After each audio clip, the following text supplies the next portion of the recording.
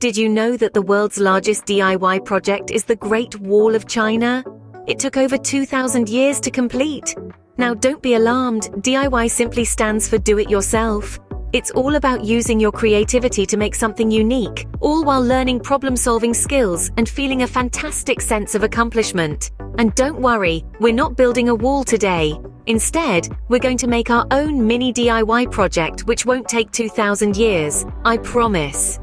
Every good DIY project starts with gathering the right materials. For our super fun project today, we're going to need a few simple things that you can likely find around your house. First off, we'll need a cardboard box. Perhaps there's one lying around from your last online shopping delivery.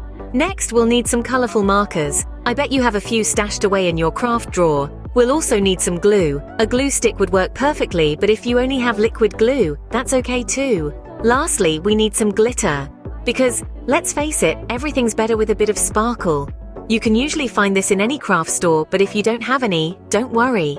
You can use sequins, beads, or even tiny buttons to add that special touch.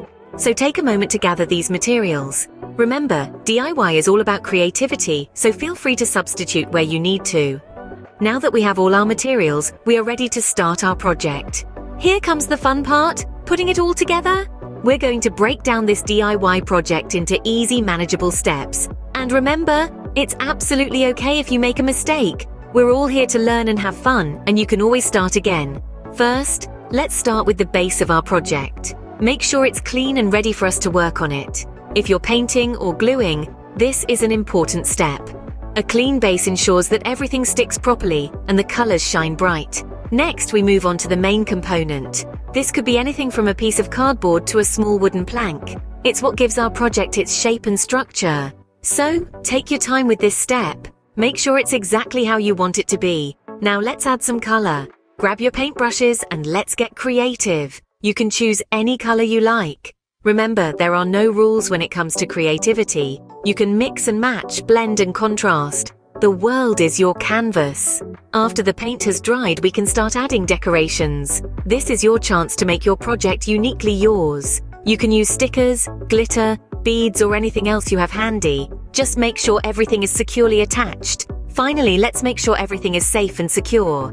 If there are any sharp edges or loose parts, now is the time to take care of them. You can use a small piece of sandpaper to smooth out any rough spots, and some extra glue to make sure everything is firmly in place. And there you have it! The main part of our project is complete. Take a moment to appreciate your hard work. You've been creative, resourceful, and patient. Those are great qualities to have, not just in DIY projects, but in life as well. See how easy that was? We're almost done. Now for the final touches to make our project stand out. This is where our creativity really shines. Let's start by adding a dash of color. You can use any paint you like, but remember, the brighter the better. Don't be afraid to mix and match. Let your imagination run wild. Once the paint has dried, it's time to sprinkle on some magic. And by magic, I mean glitter. A little sparkle never hurt anyone, right? Just make sure to spread it evenly. Maybe you want to go the extra mile. Add some stickers or draw your favorite doodles. This is your project after all, make it as unique as you are.